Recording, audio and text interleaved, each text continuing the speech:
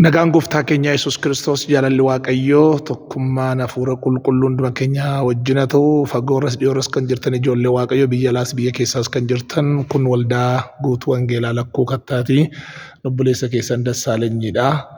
Yeroo hundumaa sagantaan keenya sanbata guddaa sagantaa dinqisiisaa qabna. Saayitii sadii kaasee amma sadii walakkaatti yeroo kadhataa jira. Sadii walakkaa kaasee amma 4:10 yeroo hundumaa barumsa dinqisiisaatu kennama. 4:10 amma 6 walakkaatti immoo yeroo Kiristoosin waaqeffannu qabna. Roobii yeroo hundumaa saayitii sadii kaasee hamma saayitii 9tti sagantaa fayyinaatu jira. Sagantaa kana irratti nama baay'ee Waaqoo yaadachaa jira. Warra dhala hin qabneef dhala kennaa jira. Hafuura hamaarraa namoota hiikaa jira. Dhukkubsataan fayyaa jiru.